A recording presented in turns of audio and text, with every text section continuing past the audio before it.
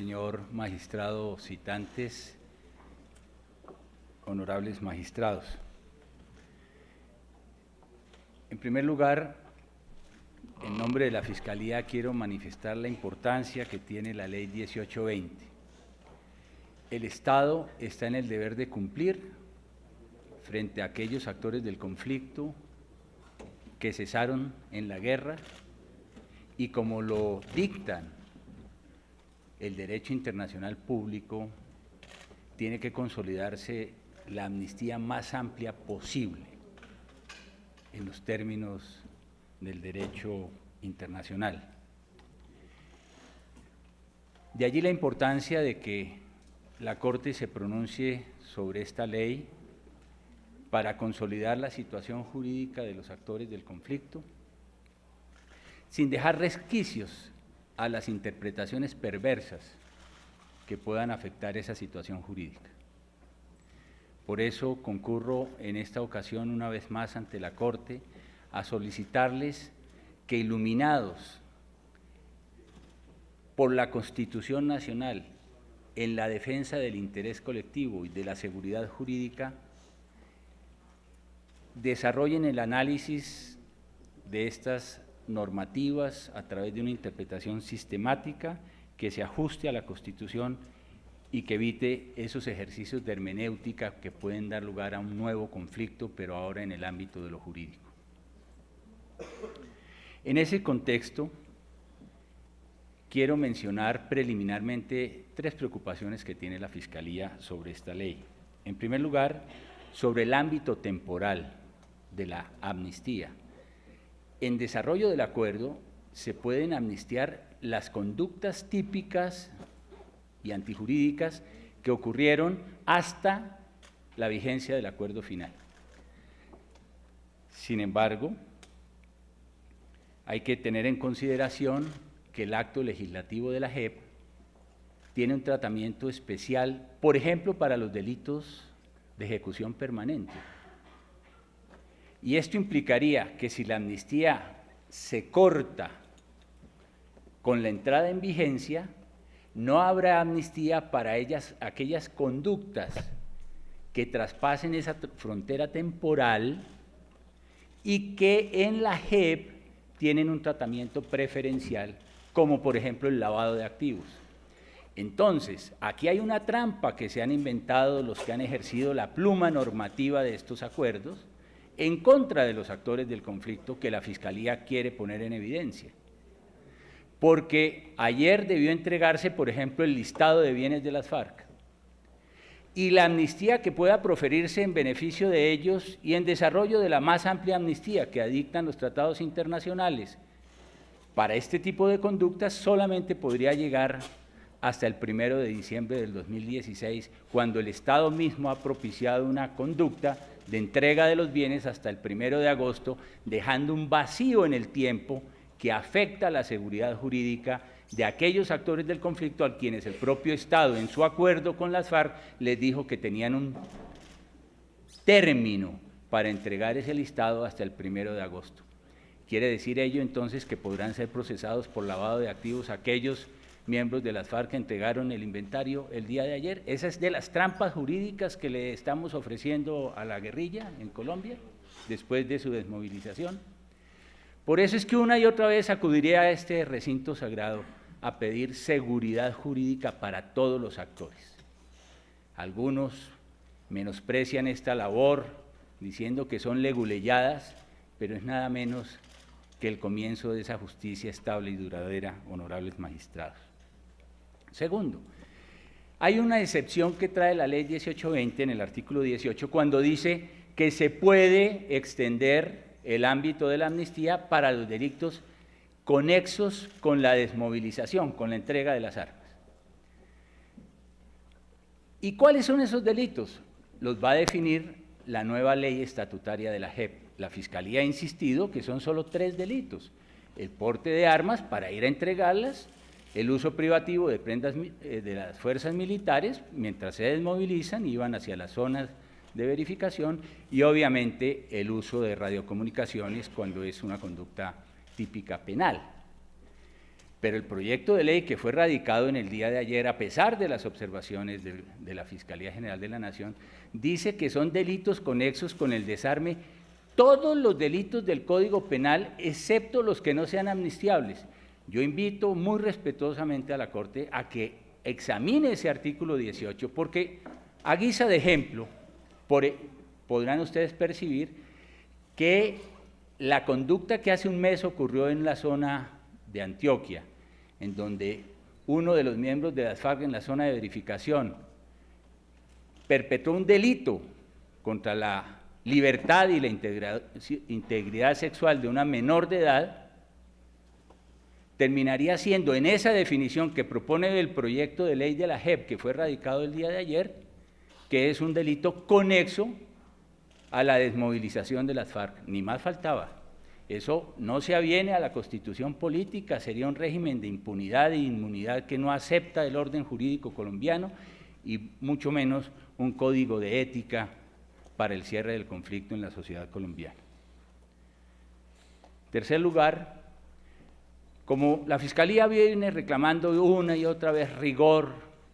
en la redacción de estas normas, quiero poner en evidencia que esta ley, la Ley 1820, establece con carácter inequívoco que todo el patrimonio ilícito de las FARC debe ser objeto de extinción de dominio. Eso es lo que prevé el artículo 7º y el artículo 41 de la Ley 1820. Pero otra cosa dicta el decreto 903 que fue recientemente expedido en desarrollo de los acuerdos, y eso implicaría un ejercicio de sistematicidad para evitar nuevas situaciones de inseguridad jurídica en estas materias. Los dictados de la ley sobre la extinción de dominio de todo el patrimonio ilícito de las FARC es inequívoco en los términos de la Ley 1820. Y por último lugar, quiero sublimar en esta oportunidad el principio de la no repetición, que ha alcanzado el carácter de principio rector de rango constitucional con el acto legislativo número 1 del 2017, para decir que si ello es así, sería muy importante, y lo solicito respetuosamente ante los honorables magistrados, que la amnistía y el indulto amplios sean amnistías e indultos condicionados a la no repetición. La Ley 1820, contrariando una tradición normativa de muchas décadas, contrariando lo que disponía la Ley 148,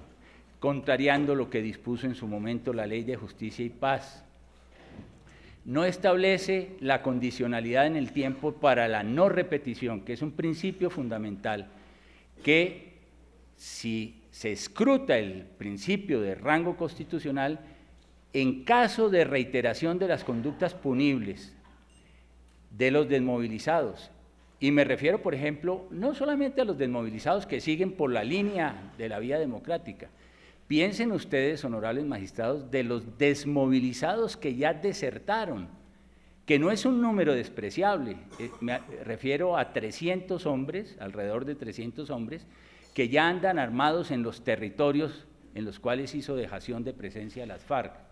Entonces, esa amnistía de jure no condicionada los va a habilitar para que a partir de cero sigan ejerciendo su actividad criminal en los territorios. Eso contraviene de manera manifiesta el acto legislativo número 1 del 2017. Dicho esto, y en los 6 minutos que me quedan, entro a responder las preguntas formuladas por la corporación. ¿Cómo aplicar los principios de tipicidad, legalidad y favorabilidad? Trataré de ser concluyente. Primero, la Fiscalía ya está aplicando la Ley 1820. De hecho, hemos tramitado 733 solicitudes de amnistía, han sido ya decididas 450 y estamos pendientes de trámite de audiencia en 276. Y esa concepción de la tipicidad lo tiene que hacer, y de legalidad lo tiene que hacer la Fiscalía al amparo del derecho interno que gobierna a la jurisdicción ordinaria. En lo que tiene que ver con la Jurisdicción Especial para la Paz, será ella la que en su competencia determine el régimen de tipicidad y legalidad, que ciertamente no es lo mismo entre el derecho internacional humanitario, el derecho internacional de los derechos humanos y el derecho penal internacional en relación con el derecho interno, y eso provoca unas tensiones entre los dos regímenes que por supuesto va a ser muy útil que la propia Corte Constitucional defina. En el caso de la justicia ordinaria, el principio de favorabilidad del artículo 21 no aplica porque él está previsto exclusivamente para la JEP. Pero mientras la Fiscalía conserve competencia en la investigación de estas conductas, aplicará fundamentalmente el derecho interno porque entiende que ese es el ámbito sobre el cual debe ejercer sus propias competencias. ¿Por cuánto tiempo? Yo quiero avisorar aquí que puede ser un tiempo muy largo, porque la Fiscalía mantendrá competencia hasta 3 meses antes de que se emita la resolución de conclusiones por parte de la Jurisdicción Especial de Paz. Y esto, en los tiempos que ha definido la Fiscalía, nos lleva hasta el año 2022. Estamos hablando de más de 4 años en los cuales, en nuestro entender, se produciría esa resolución de conclusiones, mucho más al ritmo que va la expedición de toda esta normativa,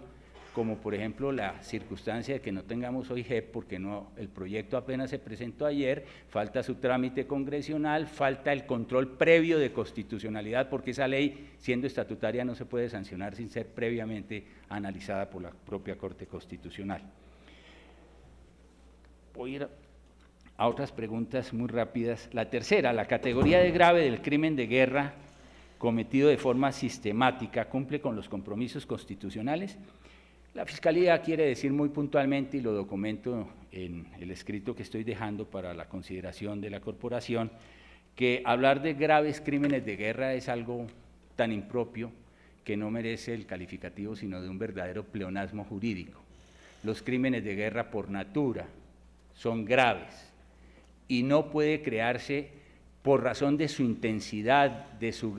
supuesta gravedad, una nueva categoría que, por cierto, violentaría los estándares y el propio derecho consuetudinario en materia de derecho internacional humanitario, como lo acreditamos en el escrito, en donde copiosamente entregamos toda la doctrina que al respecto existe, que permite que para estos efectos no se hable de graves crímenes de guerra, sino de crímenes de guerra en los términos de la aplicación de la ley de amnistía e indulto. Por último, se nos pregunta sobre la suspensión de los procesos dispuesta en el artículo 22 del decreto 277, si afrenta a los derechos de las víctimas. Sobre ese particular yo quisiera decir inicialmente que la obligación del Estado de investigar, esclarecer, perseguir y sancionar las violaciones de los derechos humanos y las infracciones del derecho internacional humanitario es una obligación que forma parte del bloque de constitucionalidad que emerge del derecho internacional público y es una obligación que deriva del deber de garantía del Estado colombiano de los derechos humanos. Y ello implica un deber de carácter positivo, es decir, implica el deber de tomar acciones, decisiones judiciales en respeto del derecho internacional humanitario.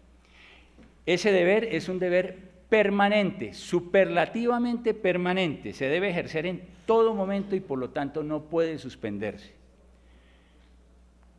No por otra razón, es por la que en el ordenamiento constitucional colombiano, la acción penal que por excepción puede ser objeto de suspensión o determinación por disposición exclusiva del fiscal general de la Nación, a partir de los principios de oportunidad, en el caso de la normativa que gobierna, ese poder dispositivo de la acción criminal impide en el orden constitucional colombiano que se otorguen principios de oportunidad frente a los delitos de lesa humanidad y a los crímenes de guerra. Justamente en respeto del derecho internacional público que impide que haya suspensión de la acción de la justicia frente a los graves delitos que ocurrieron con ocasión del conflicto. Y ese deber es un deber que le otorga a las víctimas un derecho irrenunciable. Por eso se considera que es una obligación derivada del jus cogens que genera efectos erga omnes para todos los estados. Dicho esto, Entonces tenemos que decir, como ya lo ha sostenido la Fiscalía General de la Nación, que no es posible que se considere que se aviene al derecho constitucional y al derecho internacional esa disposición del artículo 22, que además es asimétrica frente al decreto 706 respecto de agentes del Estado, porque para los agentes del Estado continuarán las investigaciones. Y quiero llamar la atención muy respetuosamente de la Honorable Corte de que este problema de suspender los procesos, que por supuesto debe ser una pretensión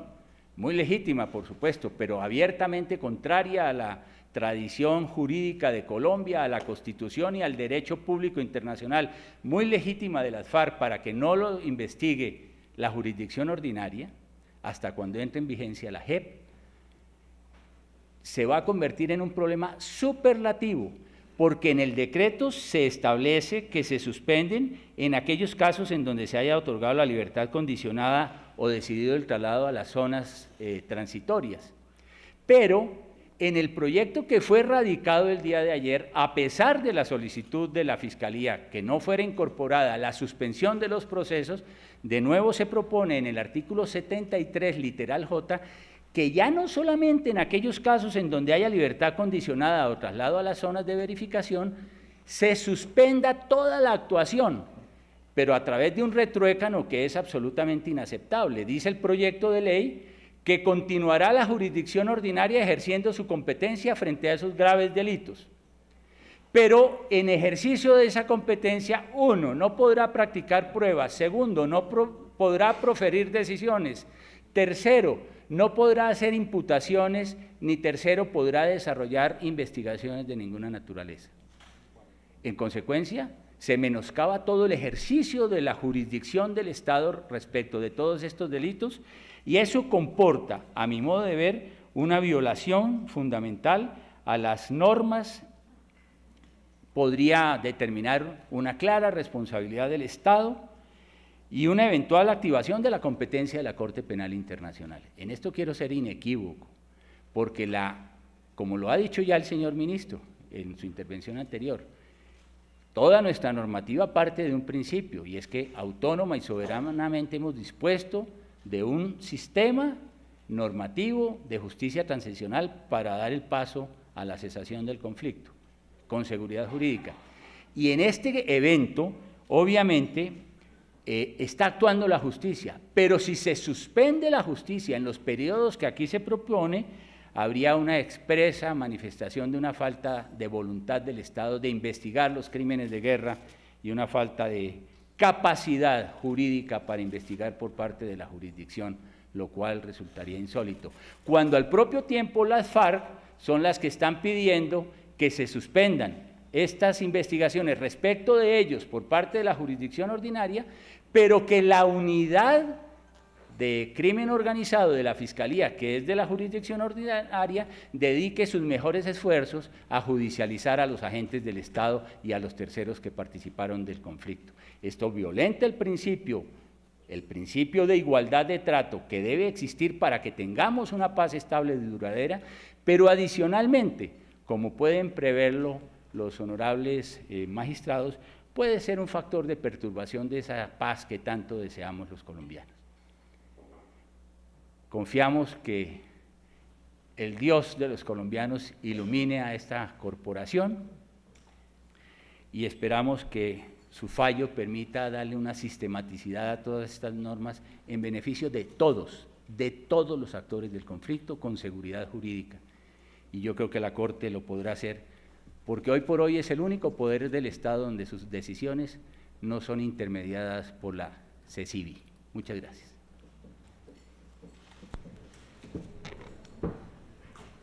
Se invita a la presentación de su intervención al doctor Fernando